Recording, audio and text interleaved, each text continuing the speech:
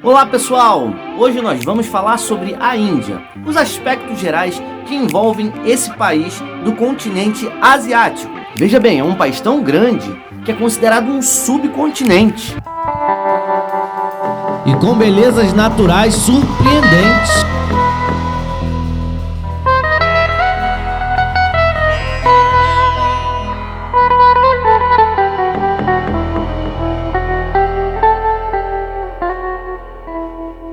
Sejam bem-vindos, fica com a gente, vamos falar um pouquinho mais sobre isso.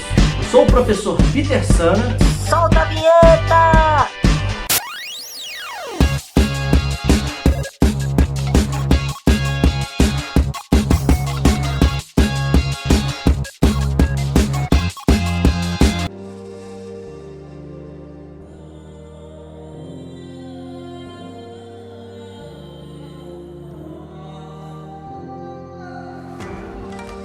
Croquete, gravando. Uou! Mas também tem uma população de 1 bilhão e 300 milhões de habitantes. É um dos países mais populosos do mundo.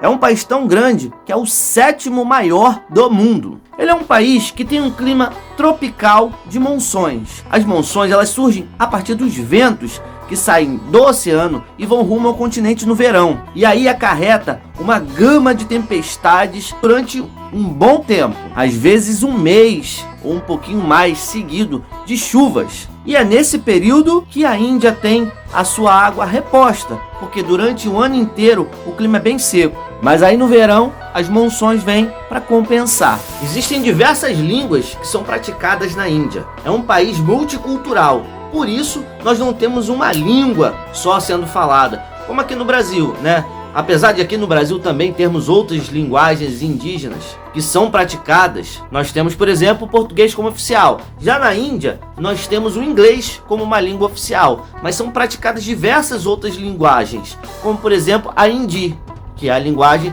dos hindus. A Índia é um país em ascensão financeira, o chamado país em desenvolvimento, assim como o Brasil, e é um dos participantes do BRICS, que é um acordo com o qual o Brasil também faz parte. Tem o Brasil, a Índia, a África do Sul, a China e a Rússia. A Índia também tem uma civilização milenar, assim como o Japão. São datadas de 3.300 anos antes de Cristo, o início dessas civilizações da Índia, que sobreviviam ali na beira do rio Hindu. Na Índia, vigora o sistema de castas. E esse sistema de castas, ele é bem segregador.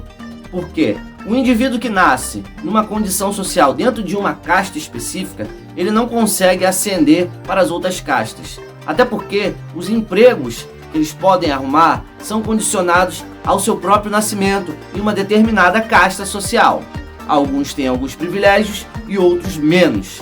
Por isso que é uma sociedade que segrega muito, por conta dessa divisão em castas. Por outro lado, nós temos os párias, que são aqueles que ficam com os serviços menos desejados da sociedade.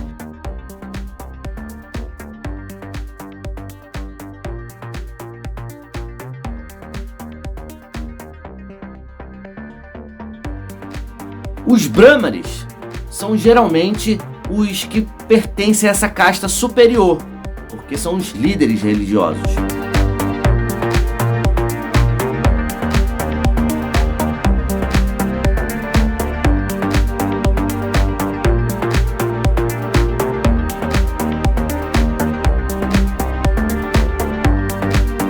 Sem condições de ascender socialmente, são obrigados a viver uma vida sem esperança de ascensão social. A Índia é um país que foi colonizado pelos britânicos, por isso uma das línguas oficiais é o inglês. Muitos britânicos foram para a Índia estudar os povos indianos, assim como indianos também foram para a Inglaterra, para os Estados Unidos, por conta dessa proximidade linguística, que facilitou que muitos deles fossem estudar em outras regiões fora da Índia. O processo de colonização castigou muito a Índia, assim como qualquer país da África e da Ásia e da própria América do Sul aqui, como o Brasil. Até que um cara chamado Mahatma Gandhi, que foi assassinado, como qualquer um daqueles que tentam fazer revolução.